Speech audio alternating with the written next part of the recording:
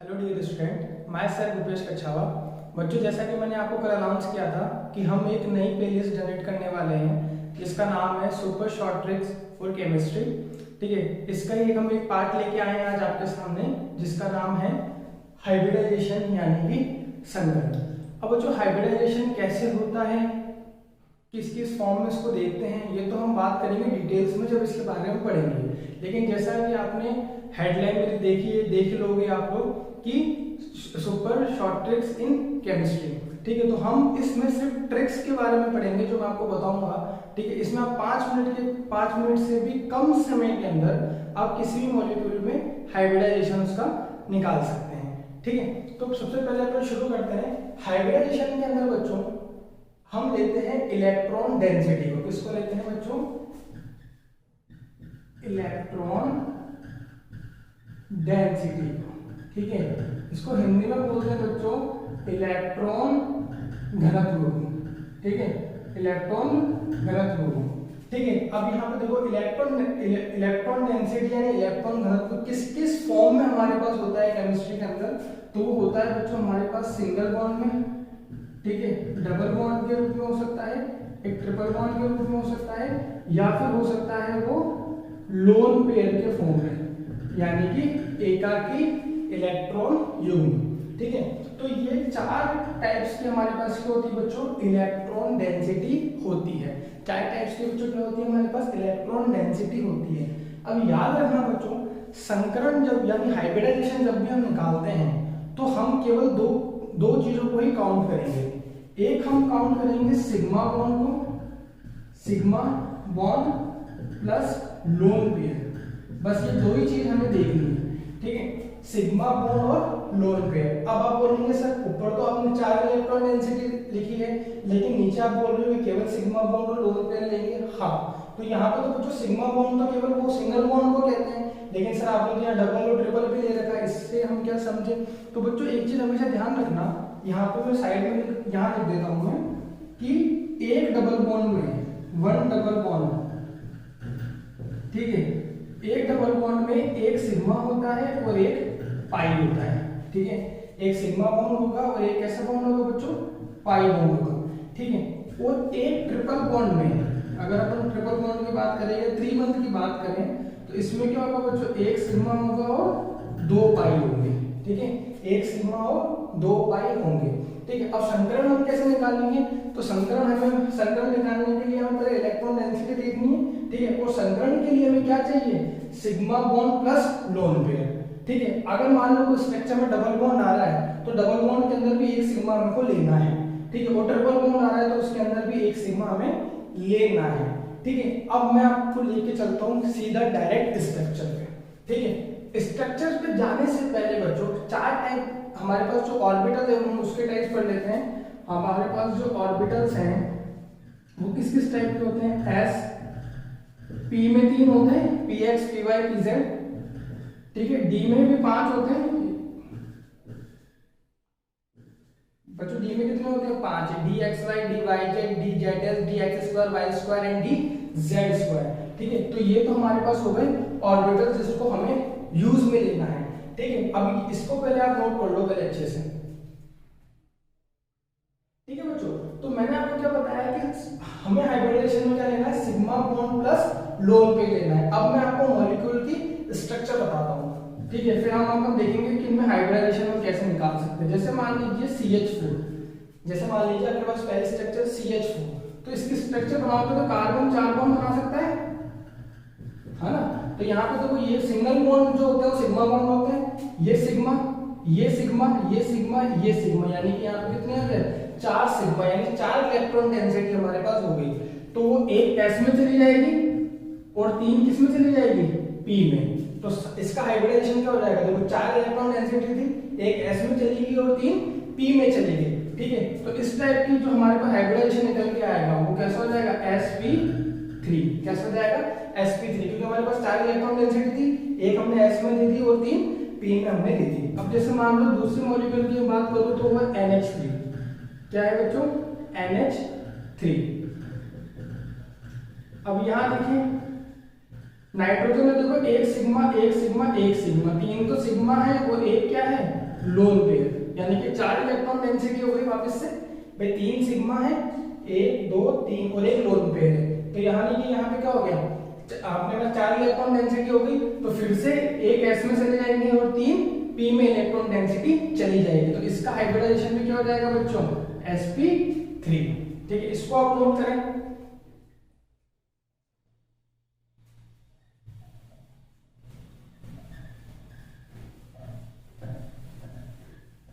अब देखो बच्चों, मैं दूसरे स्ट्रक्चर जैसे मान लीजिए PCl5 की बात करूं, तो फास्फोरस 5 बॉन्ड बनाता है बच्चों, हाँ या ना। तो यहाँ पे देखो इसने 5 बॉन्ड बना रखे हैं फास्फोरस ने। ठीक है, अब यहाँ पे देखो कितने सिग्मा बॉन्ड हो गए, 1 2 3 4 और 5, यानी लोन पेयर तो है ही नहीं, तो 5 कैसे है, सिग्मा बॉन्ड है। तो 5 इलेक्ट्रॉन डेंसिटी तो एक s में चली जाएगी, 3 p में चली जाएगी, ये तो 4 हो गई, और 5 किस में चली जाएगी, d में। तो इस फास्फोरस का हाइब्रिडाइजेशन कैसे हो जाएगा, sp3d हो जाएगा। कैसे हो जाएगा बच्चों, sp3d। नेक्स्ट स्ट्रक्चर देखो बच्चों, s3po3 की देखते हैं। ठीक है, अब यहाँ पे s3po3 फास्फोरस 5 बॉन्ड बना सकता है, 5 बॉन्ड फॉर्म कर सकता है बच्चों, हाँ या ना। तो यहाँ पे देखो किस तरह से स्ट्रक्चर हो जाएगी, और एक फास्फोरस पे क्या जाएगा, लोन पेयर। अब देखो सिग्नल बॉन्ड है, यानी ये भी सिग्मा इलेक्ट्रॉन डेंसिटी, ये भी सिग्मा ये भी सिग्मा, और एक लोन पेयर, यानी कि 3 तो सिग्मा बॉन्ड है और एक अपने पास क्या है, लोन पेयर। तो टोटल इलेक्ट्रॉन डेंसिटी कितनी, 4। तो एक s में चली जाएगी और 3 p में चली जाएगी, यानी इस वाले फास्फोरस का हाइब्रिडाइजेशन कैसे हो जाएगा बच्चों, sp3। बच्चों बहुत इजी ट्रिक है, इंटरेस्टिंग ट्रिक है, आप इसको नोट करें।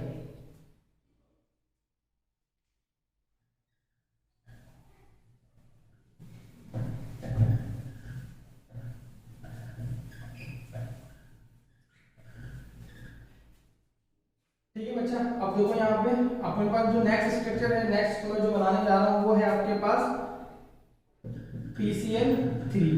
ठीक है, अब यहाँ पे देखो फास्फोरस 3 बॉन्ड बना रहा है, वैसे कितने बना सकता है, 5, हाँ या ना। तो एक इसके पास लोन पेयर रह जाएगा। ठीक है, तो यहाँ पे देखो 1 2 3, ये भी सिग्मा ये भी सिग्मा ये भी सिग्मा, तो 3 तो अपने पास सिग्मा है और एक अपने पास क्या है, लोन पेयर, यानी 4 इलेक्ट्रॉन डेंसिटी हो गई। तो एक s में चली जाएगी, 3 p में चली जाएगी, तो वापस इसका संकलन कैसे हो जाएगा, sp3। बच्चों मजा आ रहा है या नहीं आ रहा है। ठीक है, इसके बाद नेक्स्ट स्ट्रक्चर देखते हैं बच्चों अपन, जैसे मान लीजिए BF3 में अपन से पूछ रहा है कि इसका हाइब्रिडाइजेशन बताओ।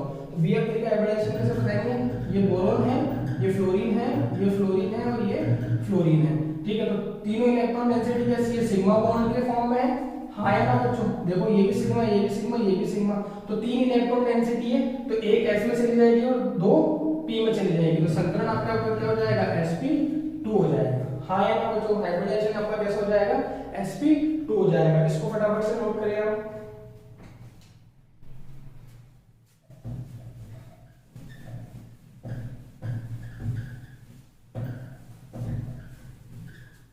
इसके आगे चलते हैं बच्चों, जैसे अब यहाँ पर देखो CO2 की मैंने स्ट्रक्चर बनाई है, किसका एग्जांपल ले रहा हूँ मैं, CO2 का।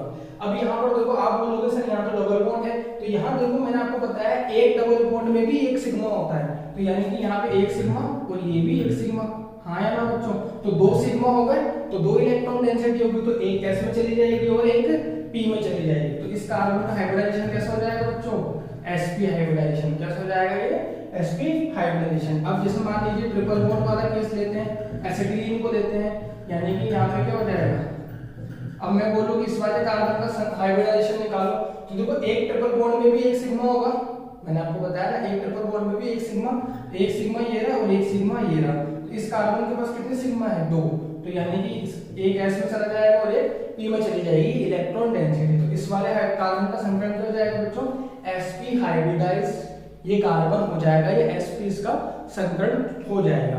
इस तरह से बच्चों हमने क्या सीखा, इस तरह से हमने ये सीखा कि हाइब्रिडाइजेशन कैसे निकाल सकते हैं। ठीक है, हमें कुछ नहीं करना, हमें इलेक्ट्रॉन डेंसिटी देखनी है। अगर हमें और हाइब्रिडाइजेशन के अंदर देखना क्या है, सिग्मा बॉन्ड और लोन पेयर। अगर किसी स्ट्रक्चर में सिग्मा बॉन्ड नहीं है, डबल बॉन्ड नहीं है, ट्रिपल बॉन्ड है, तो हम जानते हैं कि एक डबल बॉन्ड में भी एक सिग्मा होता है और एक ट्रिपल बॉन्ड में भी एक सिग्मा होता है। तो देख के घबराए ना कि ट्रिपल बॉन्ड नहीं, यहाँ तो सिग्मा कैसे मिलेगा।